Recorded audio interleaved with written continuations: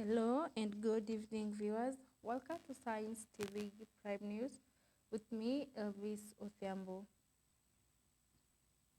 Let's focus on our news. Persons with disabilities and various stakeholders in Nyandarua County have appealed for immediate action to lower the cost of assistive devices and improve access to supportive technologies.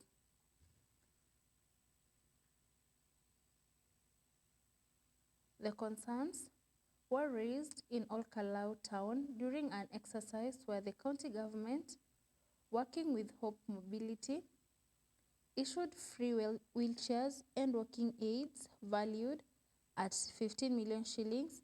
The initiative was praised as a timely intervention that will help improve movement and independence among beneficiaries.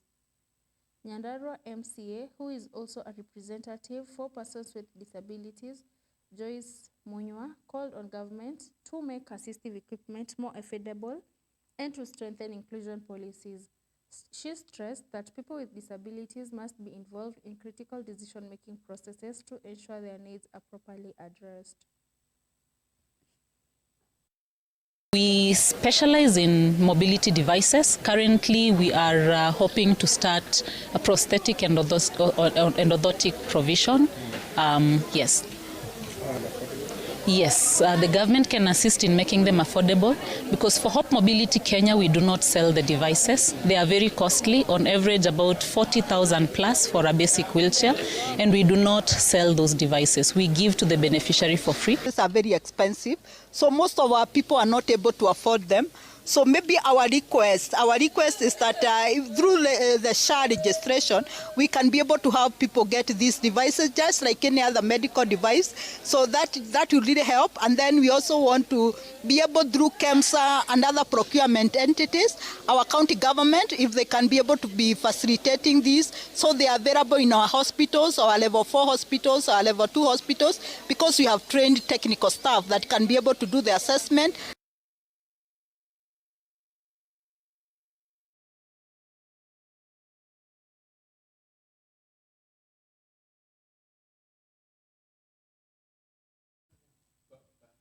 Former Lugari Member of Parliament and veteran politician Cyrus Jirongo has died following a fatal road accident early Saturday morning along the Nairobi-Nakuru highway.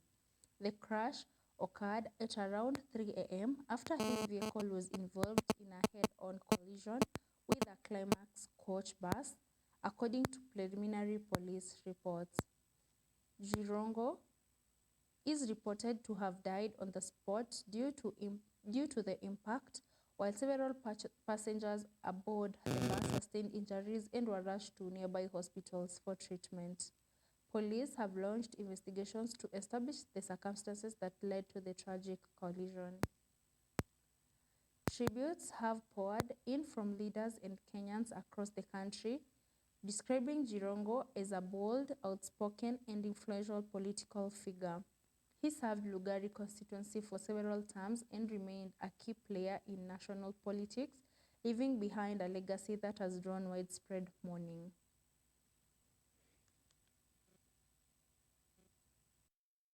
Mercedes ilikuwa inatoka kwa mafuta petrol station, na mimi natoka Nairobi nikienda Busia.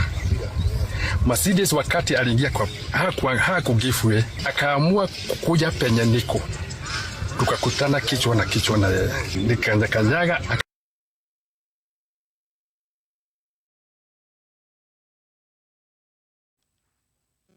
Jubilee Party Deputy Leader Dr. Fred Matiang'i has vowed to prioritize the recovery of grabbed public property, warning that the vice is on the rise under the current administration. He said restoring public assets would be a key pillar of efforts to fix the country.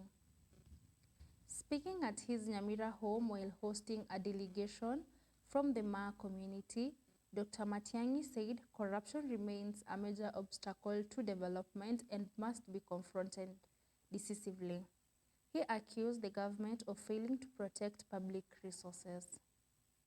Matiang'i also pledged to reform the education and health sectors, which he claimed have been compromised. He said strengthening governance, service delivery, and accountability would be central to his broader plan to restore public confidence in government institutions. Tujikakamue, tuwe tayari, we play our part kwa sababu kizazi hiki, our generation has a challenge before us. Because the generations that went before us, wale wengine akina Mheshimiwa Ole Ntimama, Mheshimiwa Justus Ole Tipis, Mheshimiwa Simeon Nyachae, hawa wazee wetu wako hapa, Mheshimiwa Profesa Ongeri, Mheshimiwa Chris Obure, wamefanya yao. Sasa ni wakati wetu to do our part during this generation. Sababu mimi nataka watu wangu wakuwe mahali ambao wako safe, mahali ambapo watakuwa ndani ya hiyo serikali, sio nje. Nimekuwa nikiulizwa, mbona usiende kwa party kubwa? Mimi siendi kwa party kubwa, naenda kwa party ya wale ambao wanaitwa minorities, sababu hata sisi tuna haki kama.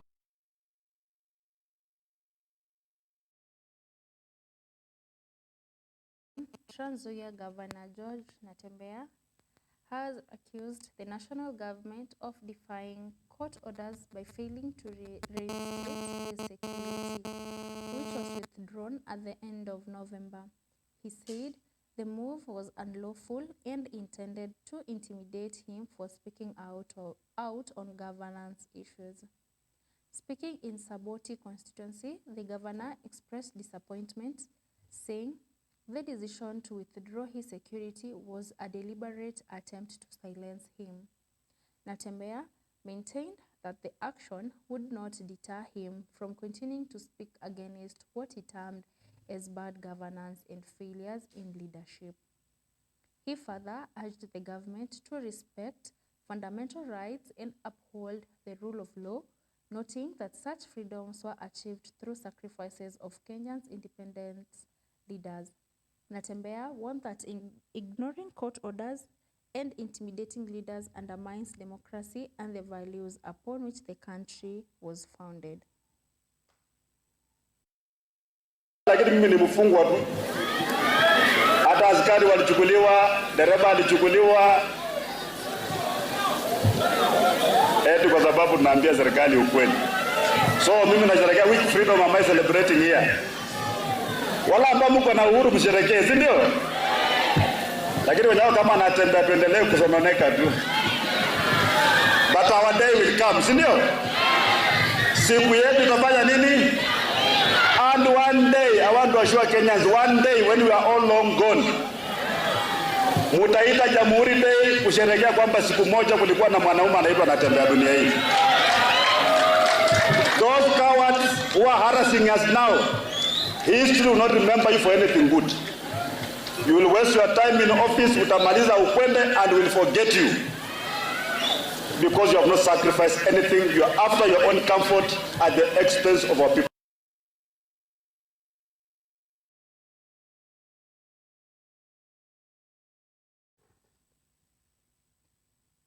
The Ethics and Anti-Corruption Commission, EACC, has recovered a 0.13 acre road reserve on Mombasa Island, valued at 21 million shillings after a court cancelled a fraudulent land title. The recovery paves the way for the planned expansion of Tomboya Avenue. EACC officials said the land had been illegally acquired and that the move demonstrates the Commission's commitment to protecting public assets. The recovered road reserve is expected to enhance traffic flow and support infrastructure development in the area. Authorities have urged vigilance to prevent similar cases of land grabbing and reaffirmed that all public land fraud will be investigated and reclaimed. The expansion of Tomboya Avenue is part of broader efforts to improve urban mobility on Mombasa Island.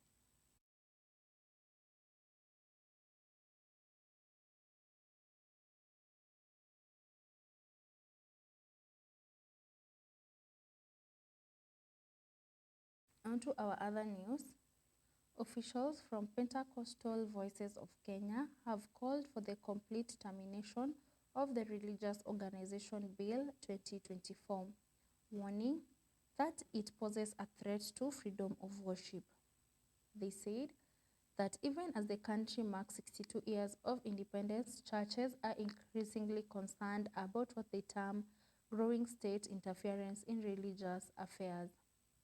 The group claimed the proposed law is aimed at silencing churches and non-governmental organizations, arguing that it was prompted by the Shakahola tragedy. They maintained that the actions of a few individuals should not be used to justify sweeping regulations targeting all faith-based institutions. Pentecostal Voices of Kenya urged the government to abandon the bill and instead focus on addressing pressing national challenges. They warned that passing the legislation in its current form could undermine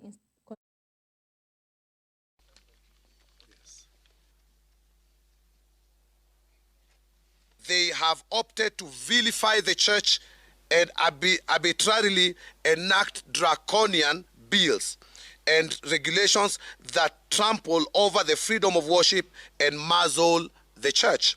Kama kanisa tunasema hii bill haiwezekani. Serikali itatumia energy na ile uwezo ambayo inatumia ili kuweza kukatail kanisa.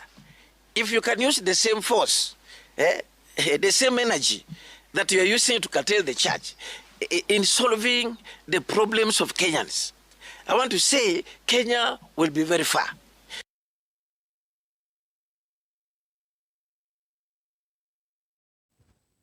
On to our final news item.